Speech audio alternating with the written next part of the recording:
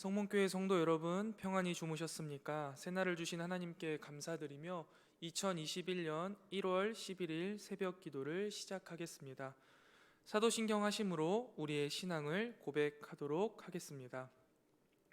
전능하사 천지를 만드신 하나님 아버지를 내가 믿사오며 그 외아들 우리 주 예수 그리스도를 믿사오니 이는 성령으로 잉태하사 동정녀 마리아에게 나시고 본디오 빌라도에게 고난을 받으사 십자가에 못 박혀 죽으시고 장사한 지 사흘 만에 죽은 자 가운데서 다시 살아나시며 하늘에 오르사 전능하신 하나님 우편에 앉아 계시다가 저리로서 산자와 죽은 자를 심판하러 오시리라. 성령을 믿사오며 거룩한 공회와 성도가 서로 교통하는 것과 죄를 사하여 주시는 것과 몸이 다시 사는 것과 영원히 사는 것을 믿사옵나이다. 아멘. 찬송가 200장 달고 오묘한 그 말씀 함께 찬양하겠습니다. 달고 오묘한 그 말씀, 생명의 말씀은 귀한 그 말씀 진실로 생명의 말씀이 나의 길과 믿음 밝히 보여주니 아름답고 귀한 말씀 생명샘이로다. 아름답고 귀한 말씀 생명샘이로다. 귀한 주님의 말씀은 내 노래 되도다. 모든 사람을 살리는 생명의 말씀을 값도 없이 받아 생명길을 가니 아름답고 귀한 말씀 생명샘이로다. 아름답고 귀한 말씀 생명샘이로다. 널리 울리어 퍼지는 생명의 말씀은 마음의 용서와 평안을 골고루 주나니 다만 예수 말씀 듣고 복을 받네. 아름답고 귀한 말씀 생명샘이로다. 아름답고 귀한 말씀 생명샘이로다. 아멘. 오늘 저와 여러분이 함께 보실 하나님의 말씀은 누가복음 4장 31절부터 44절까지의 말씀입니다. 누가복음 4장 31절부터 44절까지의 말씀입니다. 제가 봉독하도록 하겠습니다.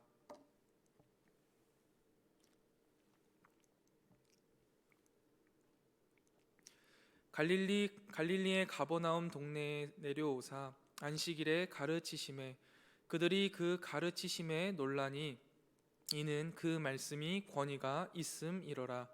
회당에 더러운 귀신 들린 사람이 있어 크게 소리질러 이르되 아 나사렛 예수여, 우리가 당신과 무슨 상관이 있나이까? 우리를 멸하러 왔나이까? 나는 당신이 누구인 줄 아노니 하나님의 거룩한 자니이다. 예수께서 꾸짖어 이르시되 잠잠하고 그 사람에게서 나오라 하시니 귀신이 그 사람을 무리 중에 넘어뜨리고 나오되 그 사람은 상하지 아니한지라. 다 놀라 서로 말하여 이르되 이 어떠한 말씀인고 권위와 능력으로 더러운 귀신을 명함에 나가는도다 하더다. 이에 예수의 소문이 그 근처 사방에 퍼지니라. 예수께서 일어나 회당에서 나가사 시몬의 집에 들어가시니 시몬의 장모가 중한 열병을 앓고 있는지라. 사람들이 그를 위하여 예수께 구하니 예수께서 가까이 서서 열병을 꾸짖으신데 병이 떠나고 여자가 곧 일어나 그들에게 수종드니라. 해질 무렵에 사람들이 온갖 병자들을 데리고 나아오매 예수께서 일일이 그 손 위에 얹으사 고치시니 여러 사람에게서 귀신들이 나가며 소리질러 이르되 당신은 하나님의 아들이니이다. 예수께서 꾸짖으사 그들이 말함을 허락하지 아니하시니 이는 자기를 그리스도인 줄 알미러라. 날이 밝음에 예수께서 나오사 한적한 곳에 가시니 무리가 찾다가 만나서 자기들에게서 떠나시지 못하게 만류하려 하매 예수께서 이르시되 내가 다른 동네에서도 하나님의 나라의 복음을 전하여야 하리니 나는 이 일을 위해 보내심을 받았노라 하시고 갈릴리 여러 회당에서 전도하시더라. 아멘. 오늘 본문을 살펴보면 예수님은 나사렛에서 갈릴리의 도시 가버나움으로 내려와 안식일에 가르치셨습니다. 사람들은 이 예수님의 말씀에 권위가 있음을 보고 굉장히 놀랐습니다. 오늘 본문에 나오는 권위는 예수님이 하나님의 기름 부음 받은 메시아를 보여주는 증거로 누가복음에만 총 15회가 사용된 중요한 단어 중에 하나입니다. 이 권위는 예수님의 핵심 사역을 묘사할 때 주로 사용되는 단어인데 복음을 선포하고 악한 귀신들을 쫓아내고 죄를 용서하는 장면에서 이 권위를 강조합니다. 특별히 이 예수님의 권위는 3장 22절에서 예수님께서 하나님으로부터 성령을 통해서 주어진 것입니다. 이 예수님의 권위에 대한 네 가지 반응을 통해 오늘 우리가 어떤 반응을 보여야 하는가, 예수님의 권위에 대한 합당한 반응은 무엇인가 한번 이 시간 살펴보도록 하겠습니다. 첫 번째 반응입니다. 회당에 있는 더러운 귀신 들린 사람에게서 이 반응을 찾아볼 수 있습니다. 이 귀신에게서 찾아볼 수 있습니다. 그는 예수님을 보자 크게 소리를 지릅니다. 그리고 무슨 말을 하냐면 우리가 당신과 무슨 상관이 있습니까? 라는 질문을 하게 됩니다. 귀신은 예수님의 개입을 방해로 생각하고 있습니다. 막 소리를 지르면서 구체적으로 우리를 멸하러 왔나이까? 라고 되묻습니다. 그리고 예수님의 정체를 하나님의 거룩한 자라고도 밝히기도 합니다. 이 칭호는요, 예수님께서 세례를 받으실 때 하늘에서 들렸던 그 칭호입니다. 하나님의 거룩한 자라는 의미는 하나님의 보냄을 받았다라는 뜻과 거룩한 영, 곧 성령에 의해서 기름 부음을 받은 그리스도라는 뜻입니다. 맞습니다. 예수님은 더러운 귀신들의 세력을 파괴하기 위해 거룩한 자로 이 땅 가운데 오셨습니다. 귀신들의 세력에 사로잡힌 자들에게 자유를 주고 눌린 자들에게 자유를 주는 것이 그리스도의 사명이기 때문입니다. 예수님은 귀신을 책망하시면서 침묵하고 그 사람에게서 나오라고 명령하셨습니다. 그러자 마지막까지 이 귀신은 한번 발악을 합니다. 그래서 이 사람을 넘어뜨리고 그 사람의 몸에서 나옵니다. 그러나 성경이 기록하고 있기는 그 넘어뜨린 사람, 넘어진 사람이 전혀 다치지 않았다라고 말씀하십니다. 아무런 상처가 없었다는 거죠. 그리고 이 귀신을 쫓아내는 장면을 목격한 사람들은 예수님의 권위에 다시 한번 놀라게 됩니다. 그리고 이 예수님의 활동에 대한 소문이 점점점 온 사막에 퍼지게 됩니다. 여기서 살펴볼 예수님의 그 권위에 대한 첫 번째 반응은 바로 관계없음입니다. 귀신은 예수님의 권위를 잘 알았습니다. 예수님이 어떤 분이신지도 너무나 잘 알았습니다. 그런데 본인이 예수님과 관계가 없다라고 이야기를 합니다. 혹시 여러분들 주변에는 혹시 여러분은 이렇게 하나님과 관계가 없는 사람, 예수님과 관계가 없는 사람은 아니십니까? 예전에 한 고3 학생이요, 한참 입시를 앞두고 고민을 하고 있길래 제가 이렇게 슬쩍 물어봤습니다. 누구야, 너를 향한 하나님의 뜻이 무엇인 것 같아? 아무렇지 않게 던진 제 질문에 그 친구의 표정이 갑자기 사색이 되더라고요. 그러면서 이야기합니다. 자기는 한 번도 고등학교 3학년이 되면서 이 입시나 자신의 비전에 대해서 하나님의 계획을 물어본 적이 없다라고 이야기하더라고요. 신앙이 분명히 있는 친구입니다. 교회 학교도 잘 다녔고 또 신앙생활도 나름대로 잘 하는데 자신과 하나님과의 관계에 대한 그 생각들, 또 그 관계를 정리하는 시간들이 없었던 것이죠. 가능한 일이냐고요? 가능한 일이더라고요.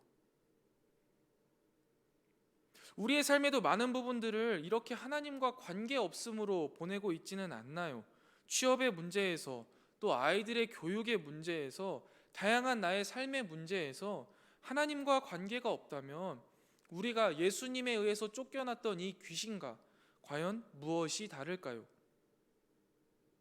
관계 없음의 또 다른 의미는요, 불순종입니다. 예수님의 정체와 그 능력을 알고 고백하는 것은요, 귀신들도 너무나 잘하는 일입니다.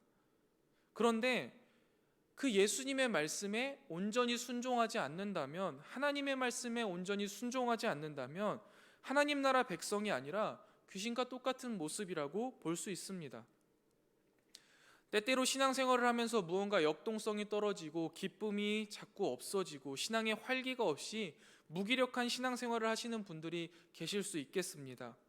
그러면서 이 원인을 해결하기 위해 이 교회, 저 교회에 옮겨보기도 하고 인터넷으로 유명한 목사님들의 설교를 아무리 들어봐도 내 나름대로 무엇인가 해보는데 하나님이 잘 느껴지지 않는다, 이전처럼의 그 회복이 있지 않는다 하시는 분들에게 결여된 것이 아마 순종이 아닐까 생각합니다. 순종이 없다라는 것은요, 하나님과 내가 관계가 없다라는 것을 보여주는 반증이기도 합니다. 신앙은요, 여러분, 명사로 표현되어서는 안 됩니다. 늘 행동으로 표현되어야만 함을 우리가 알아야 하겠습니다. 귀신의 아주 훌륭한 고백에도 예수님은 그를 인정하지 않으셨습니다. 예수님의 관심은 고백의 탁월성이 아니라 그 고백의 의도, 진실성이기 때문입니다. 진실을 알고 고백하는 것과 그 고백에 자신의 삶을 던지는 문제는 굉장히 별개의 문제이기 때문입니다. 우리가 예수님께 입으로는 예수님 사랑에 감사합니다, 우리가 그 사랑에 보답하여 살게 하여 주시옵소서 기도할 수 있습니다. 그러나 실제로 주님 앞에 시간을 내어 예배하는 것, 아름다운 예물을 드리는 것, 봉사하는 것은 또 다른 차원의 이야기입니다. 아는 것과 행동하는 것은 어쩌면 한 끗 차이라고 이야기할 수 있겠습니다. 그러나 이것을 넘어서지 않으면 그 한 끗 차이로 신앙과 불신앙이 갈리기도 합니다. 사랑하는 성문교회 성도 여러분, 우리는 하나님을 아는 선에서 그치지 않고 그 하나님에게 우리의 삶을 온전히 맡기는 데까지 나아가길 소망합니다. 그것이 진짜 믿음이요, 그것이 말씀의 권위에 대한 합당한 반응입니다. 그것이 예수님께서 인정하시는 성도의 모습입니다. 두 번째 반응을 살펴보면요, 회당에서 귀신을 쫓아내신 예수님이 베드로 장모의 집을 찾아갑니다. 그런데 그 가운데에 베드로 장모가 아주 중한 열병에 있었고 사경을 헤매고 있었습니다. 사람들의 간청으로 인하여서 예수님은 그 장모의 열병을 치유하십니다. 흥미롭게도 예수님은 앞장면에서 귀신을 쫓아낼 때와 마찬가지로 열병을 꾸짖으셨습니다. 이 표현을 통하여서 다시 한번 예수님의 사명이 억눌린 자, 갇힌 자들을 놓아주는, 자유케 하는 것임을 다시 한번 강조하고 입증하고 있습니다. 병에서 자유를 얻은 베드로의 장모는 곧바로 일어나서 예수님을 섬깁니다. 사실 조금 더 이 단어를 잘 살펴보면 이 섬기다라고 해석된 단어 디아코네오는요, 신약에서 신자들의 섬김을 묘사할 때 쓰이는 단어입니다. 장모는 치유에 대한 감사의 표현으로 예수님을 포함한 예수님의 공동체를 섬기는 역할을 자처합니다. 베드로의 장모가 섬기는 대상은요, 복수형 그들로 쓰였기 때문이죠. 그녀는 치유의 은혜를 예수님에게서 받았지만 그 섬기는 대상은 예수님의 공동체였습니다. 여기에서 성경이 우리에게 중요하게 보여주고 싶은 그 장면, 그것이 드러나는데, 누가는 장모의 감탄이나 발언은 전혀 언급하고 있지 않습니다. 오로지 섬기는 행위만을 이야기하고 있습니다. 그럼으로써 장모의 섬김이 예수님의 은혜를 받은 사람이라면, 예수님의 권위를 합당하게 인정하는 사람이라면 마땅히 보여야 할 자연스러운 반응이라는 사실을 강조하고 있습니다. 우리는 여기에서 예수님의 권위에 대한 합당한 반응을 살펴볼 수 있습니다. 예수님에 대한 모범적인 반응과 제자도의 핵심은요, 여러분, 공동체를 섬기는 것입니다. 믿음 가운데 공동체를 섬기는 순종의 모습이 드러나야만 우리는 예수님의 권위, 하나님의 말씀에 합당하게 순종하는 것입니다. 이것은 필수적이면서 당연한 결과 도출이라는 사실을 성경은 이야기하고 있습니다. 신앙생활을 하면서도 내 신앙이 정체되어 있는 것처럼 느껴지고 무언가 부족함이 느껴진다면 한번 나는 과연 우리 신앙 공동체를 향한 섬김을 하고 있는지 되돌아보면 좋을 것 같습니다. 사역을 해오면서 다양한 문제를 가지고 상담해 오시는 분들을 만나게 됩니다. 두 부류의 성도님들이 계시는데 특별히 한 부류를 보면 연말쯤에 되면 여러 가지 상황으로 인하여서 교사를 내려놓아야겠다는 말들을 하시는 분들이 계십니다. 그럴 때마다 제가 드리는 말씀이 하나 있는데, 일단 제일 먼저 수고하셨다라고 꼭 이야기를 해드립니다. 선생님, 그동안 정말 수고 많으셨습니다. 지금 어떤 상황으로 인해 잠시 교사의 직분을 내려놓아야 하실 수 있습니다. 그러나 꼭 다시 이 자리로 돌아오셔야 합니다. 이곳은 하나님께서 선생님에게 맡겨주신 자리이고 성도는 교회를 섬길 때 성장할 수 있습니다 라고 말씀드립니다. 성도가 교회를 섬기는 일은 어떤 이유가 되어서 잠시 쉬어갈 수 있습니다. 그러나 그만두어서는 안 됩니다. 교회를 섬기는 일은 우리에게 맡겨진 책무이고 이것을 통하여서 우리는 성숙할 수 있고 성장하게 됩니다. 하나님의 공동체를 섬기는 일은 예수님의 말씀의 권위에 순종하는, 올바르게 반응하는 아주 좋은 모습입니다. 세 번째 반응을 살펴보겠습니다. 세 번째 반응도요, 가버나움의 그 귀신의 반응인데요. 가버나움에서 치유가 계속되었습니다. 해질 무렵에 사람들이 막 모여들어서 온갖 종류의 환자들을 데리고 예수님 앞에 나왔습니다. 예수님은 긍휼의 마음으로 그들에게 손을 얹어서 계속해서 치유하셨습니다. 그리고 그 사람들에게서 쫓겨난 귀신들이 막 광야의 마귀처럼 예수님의 정체를 알고 당신은 하나님의 아들입니다 막 또 고백하기 시작합니다. 자신들을 파괴하는 예수님을 만난 공포로 부르짖는 것이죠. 그런데 예수님은 이들이 더 이상 말하지 못하도록 침묵을 명하십니다. 예수님은 왜 귀신들이 자신을 하나님의 아들 곧 그리스도로 밝히는 것을 막으셨을까요? 누가는 그 이유를요 41절 하반절에 귀신들이 예수님을 그리스도로 알고 있었기 때문이라고 이야기하고 있습니다. 이 말의 의미는요, 귀신들이 이해하는 그리스도와 예수님이 의도하시는 그리스도의 정체가 다르기 때문에 그들에게 침묵을 명하셨다라는 의미를 가지고 있습니다. 당시 로마와 유대의 역사적 배경에서 하나님의 아들이나 그리스도는 메시아와 동일한 의미였습니다. 막강한 힘을 가지고 무력으로 왕의 통치를 실현하는 사람을 가르쳤습니다. 귀신들은 예수님이 보여주신 그 막강한 힘에 그분이 힘을 가지고 능력을 가지고 무력으로 이 세상을 통치할 그리스도, 메시아라고 이해했고 그렇게 말하고 싶었습니다. 그러나 그들의 고백은 잘못된 고백이었습니다.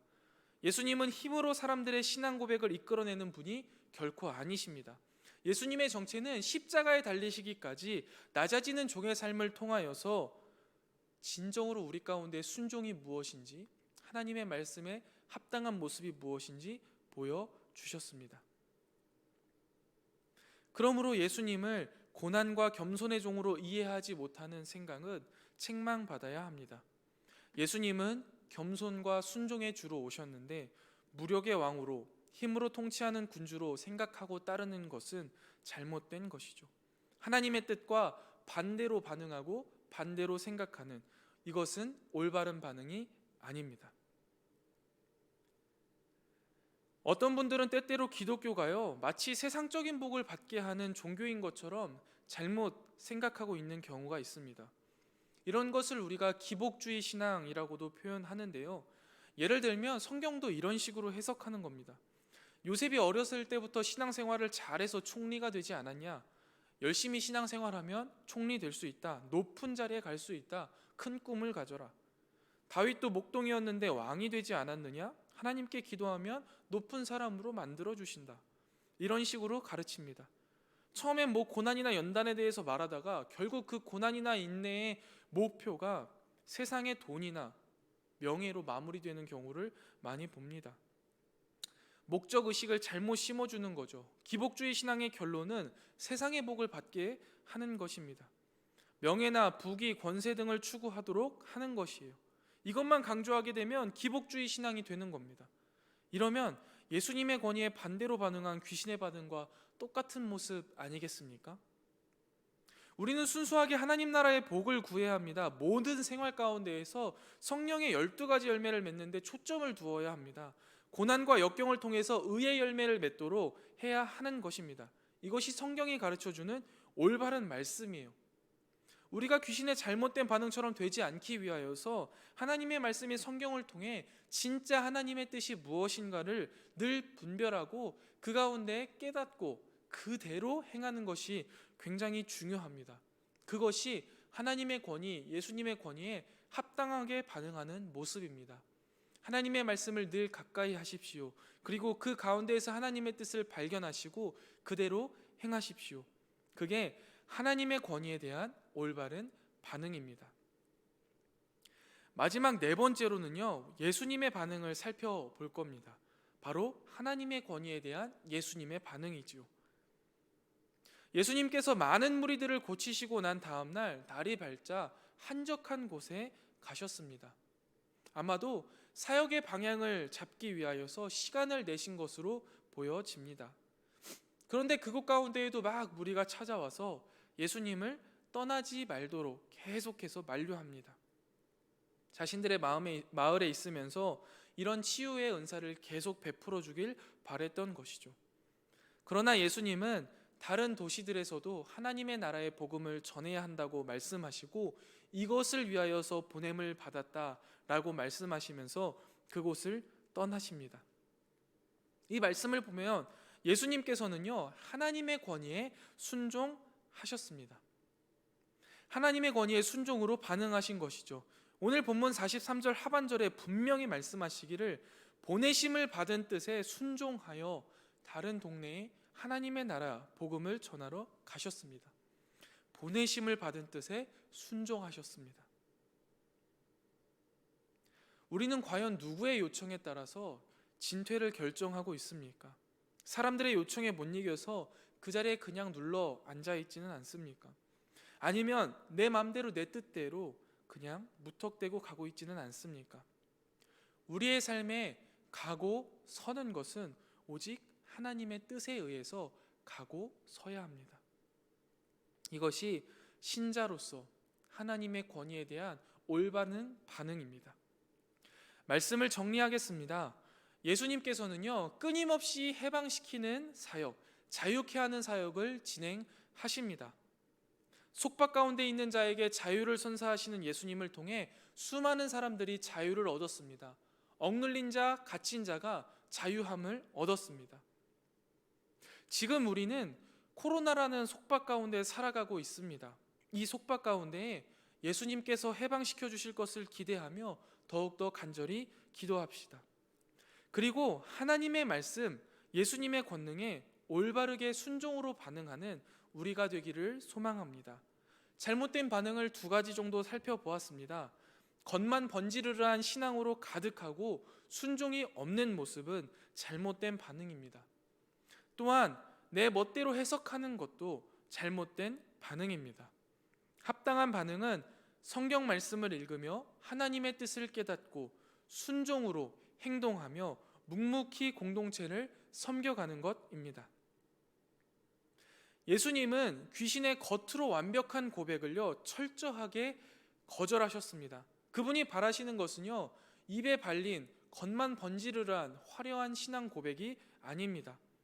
그분이 바라시는 것은 딱 하나, 순종이었습니다. 예수님은 끊임없이 하나님 아버지의 말씀의 뜻을 따라서 순종하며 살아가셨습니다.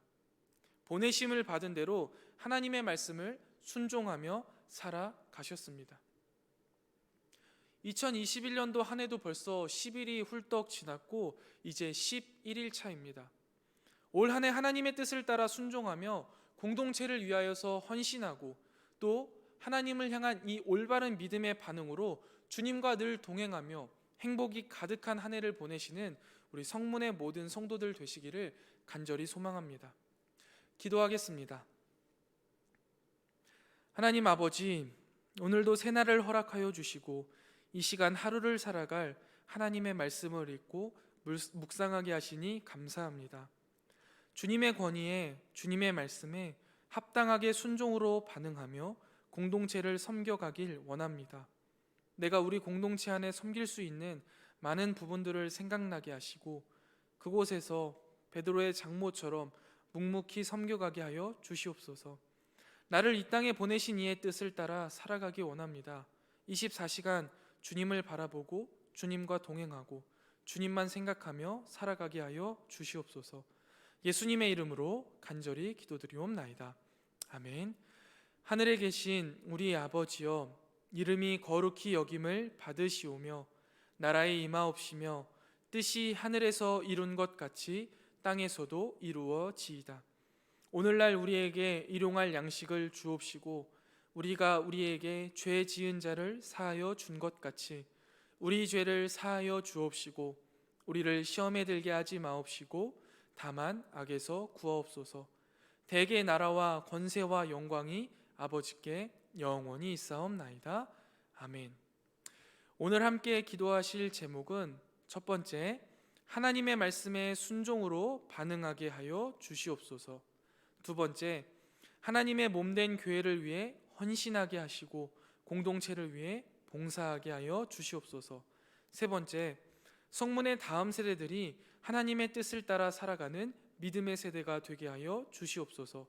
마지막 네 번째, 코로나를 하루속히 종식시켜 주시고 주님의 전에 다 함께 모여 기쁨의 예배를 드리게 하여 주시옵소서. 우리 이 기도의 제목을 놓고 함께 기도하고 또 개인적으로 기도하고 마치도록 하겠습니다. 함께 기도하겠습니다. 하나님 아버지, 감사합니다. 이 시간 주님 앞에 간절히 기도하며 나아갑니다.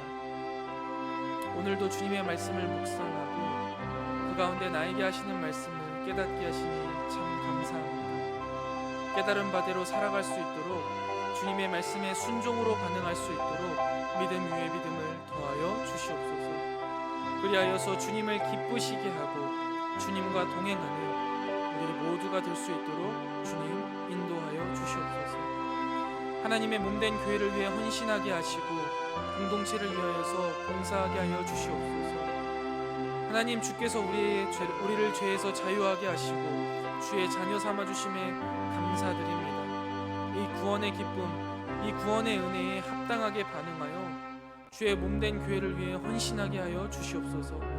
교회를 위해 기도하게 하시고 나의 시간을 드리게 하시고 내 마음과 정성을 다해 공동체를 섬겨가게 하여 주시옵소서. 코로나로 인해 외부 활동들이 제한되고 있습니다. 그렇다고 해서 우리의 섬김이 줄어들지 않게 하여 주시옵소서. 공동체를 위하여서 내가 할 수 있는 바를 찾아 섬기는 능동적인 신앙인이 되게 하여 주시옵소서. 특별히 이 시간 성문의 다음 세대들을 위해 간절히 기도합니다. 성문의 다음 세대들이 하나님의 뜻을 따라 살아가는 믿음의 세대가 되게 하여 주시옵소서. 예수님께 정말 무슨 나와 상관이냐 말하는 세상의 소리에 귀를 닫고 나의 삶의 주인 되시며 나를 통해 하나님 나라를 이루어 가실 예수님의 뜻을 어린 시절부터 깨닫고 그 믿음의 길을 차곡차곡 살아내는 믿음의 자녀들이 되게 하여 주시옵소서.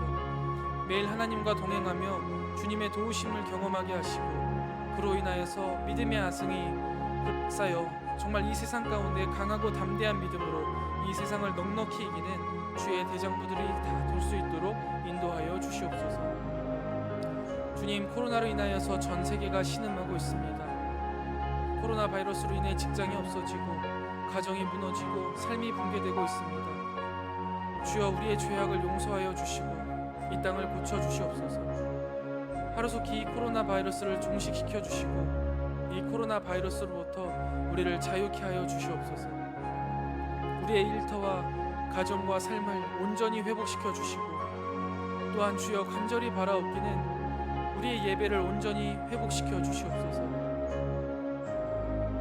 하나님께서 우리를 그동안 얼마나 사랑하시어서 우리가 기쁘게 함께 모여 찬양하고 기도하는 시간을 허락하셨는데 우리가 이것이 소중한 일이 아니라고 생각하며 그냥 우리에게 당연히 주어지는 것이라 생각했습니다. 그동안 우리가 예배에 소홀했고 우리가 아버지 하나님을 섬기는 일이 그냥 당연히 일어나는 일로 생각했었습니다.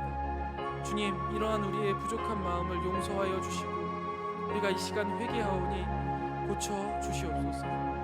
예배의 소중함, 성도의 교제, 성도 교제의 소중함, 그 모든 것들이 얼마나 우리에게 기쁨이었고 우리의 삶의 행복이었는지 주님, 우리가 그것을 너무나 이 시간 간절히 바랍니다. 다시금 회복시켜 주시옵소서.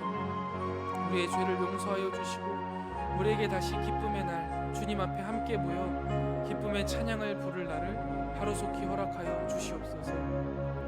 이 새벽 주님 앞에 나와 간절히 아뢰는 주님의 사랑하는 백성들의 기도를 들으시고 그 기도에 주님 선히 응답하여 주시옵소서.